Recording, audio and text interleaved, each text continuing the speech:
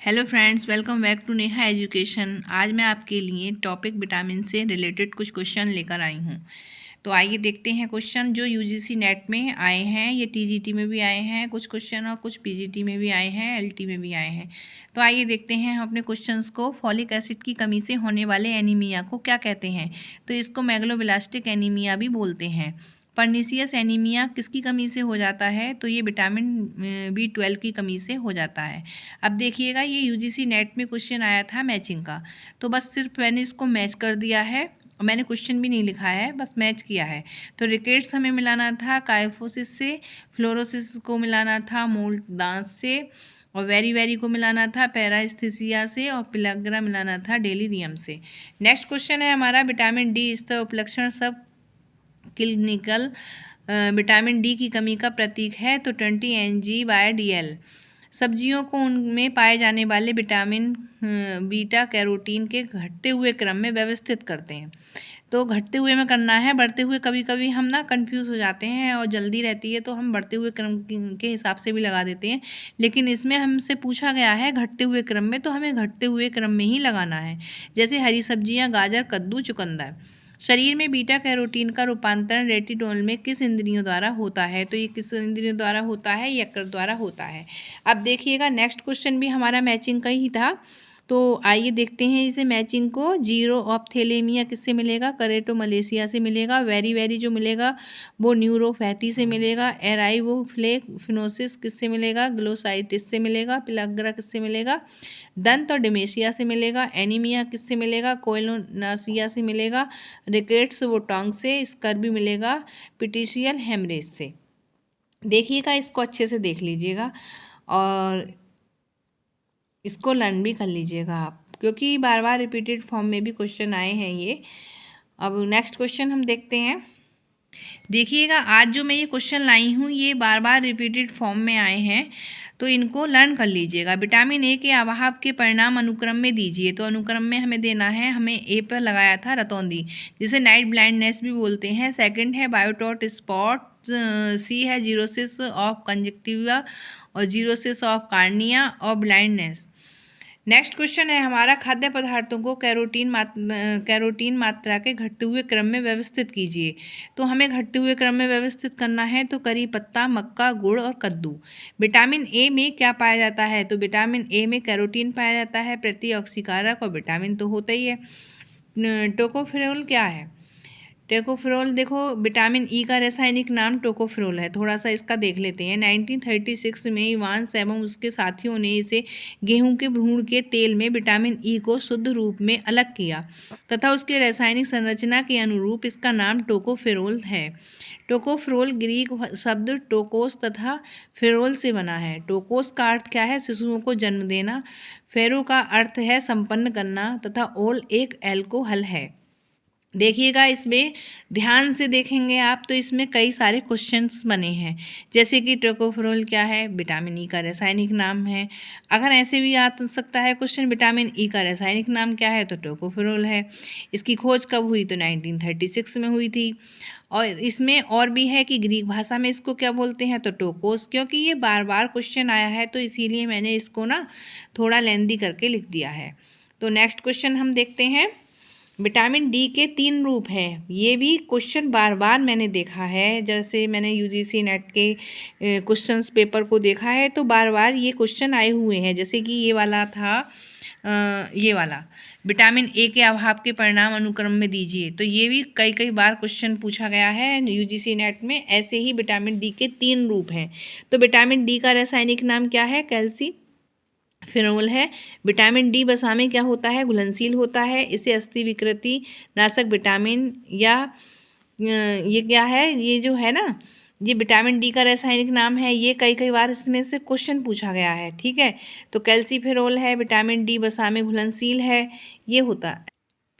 हाँ, तो ये जो है ना, इसको एंटी विटामिन बी बोलते हैं। इसके 3 रूप होते हैं।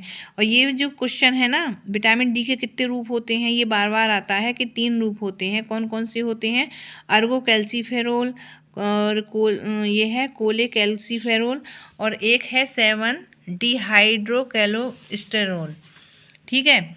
तो इसको लर्न कर लीजिएगा आप। और नेक्स्ट क्वेश्चन है हमारा पोषक तत्वों की सूची खाद्य पदार्थ में मिलान।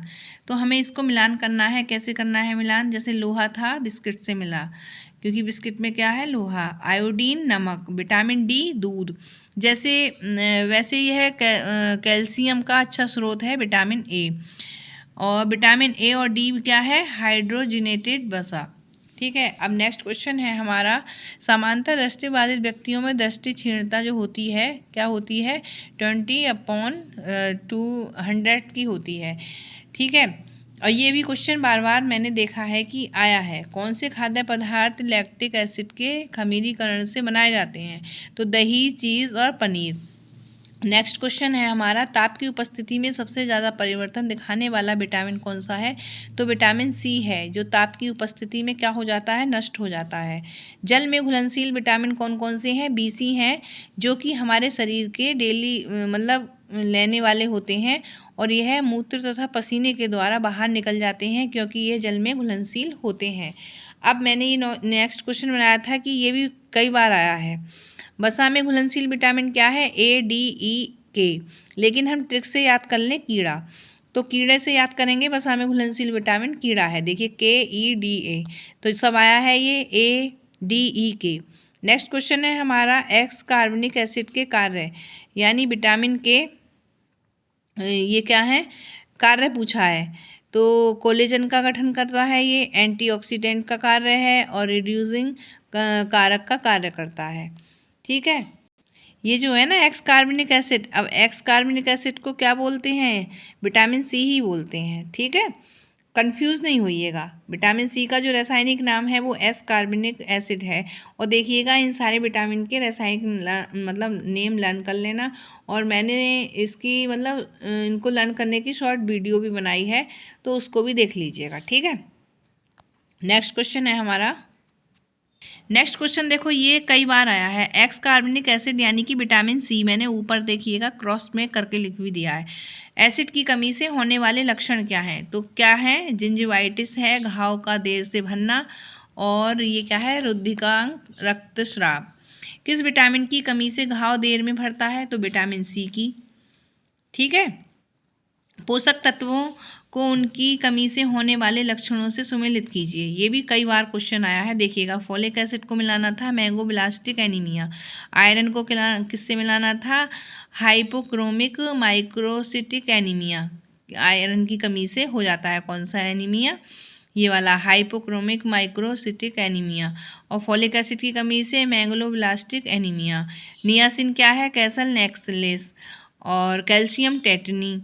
और राइबोफ्लेविन ये क्या है? Angular stomatitis. ठीक है, तो ये मैचिंग भी लर्न कर लीजिएगा। वृक्क से मूत्र की मात्रा का निस्तारण नियंत्रण कौन सा हार्मोन करता है? तो ये करता है ब्रेसोफ्रेसिन हार्मोन। एक शिशु घुटने के बल चलना कब शुरू करता है? तो ये 7 से 9 माह में चलना स्टार्ट कर देता है। एक वयस्क महिला को वसा की कितनी आवश्यकता होती है? तो 30 होती है। विश्व में लिनिन का सर्वाधिक उत्पादक देश कौन सा है? रूस है। अस्थि से अस्थि को जोड़ने का कार्य कौन करता है? लिगामेंट्स करता है। आयोडीन की कमी से होने वाले लक्षण क्या है? मानसिक दुर्बलता, क्रेटिनिज्म और हाइपोथायराइडिज्म। तो ये जो थे ना आयोडीन की कमी से होने वाले जो लक्षण थे, बस इसमें सिर्फ एक दो था, मानसिक दुर्बलता और क्रेटिनिज्म। ये मैंने लिखा है कि कभी कभी ये भी आ सकता है हाइपोथायराइड्स। ठीक है, तो इसको भी देख लीजिएगा, हाइपोथायराइडिज्म। मेलार्ड की प्रक्रिया किन खाद्य पदार्थों में होती है? तो टोस्ट में होती है, मिल्क केक में होती है। ठीक है, और कटा सेब। तो हम बस मतलब इतने ही क्वेश्चन को कंप्लीट कर पाएंगे, क्योंकि मेरी ना ये वीडियो गड़बड़ कर रही है और डाउनलोड भी नहीं हो पाती है। 10 मिनट से ऊपर जब मैं अगर वीडियो बनाती हूँ तो वो अपलोड नहीं हो पाती है गाइस। तो क्योंकि कुछ मतलब प्रॉब्लम है जो नहीं हो पा रही है, लेकिन आगे बड़ी बड़ी वीडियो भी मैं दूंगी। देखो, तो आप इसको ही लर्न कीजिएगा इतने, और नेक्स्ट वीडियो का मेरा इंतज़ार कीजिएगा। मिलते हैं हम नेक्स्ट वीडियो में। तब तक आप खुश रहिए, मस्त रहिए, और मेरे क्वेश्चंस को लर्न कीजिएगा। और बस थोड़ा सा भी मेरा वर्क आपको पसंद है तो उसको लाइक कीजिएगा, मेरे चैनल को सब्सक्राइब कीजिएगा और शेयर कीजिएगा। बस यही है आपसे। और जो कहते हैं गुरु दक्षिणा, बस गुरु दक्षिणा में मेरे को सिर्फ यही चाहिए और कुछ नहीं चाहिए। और बस आपके लिए मैं बेस्ट देती रहूँगी। तो थैंक यू सो मच और मिलते हैं हम नेक्स्ट वीडियो में। तब तक बाय, टेक केयर।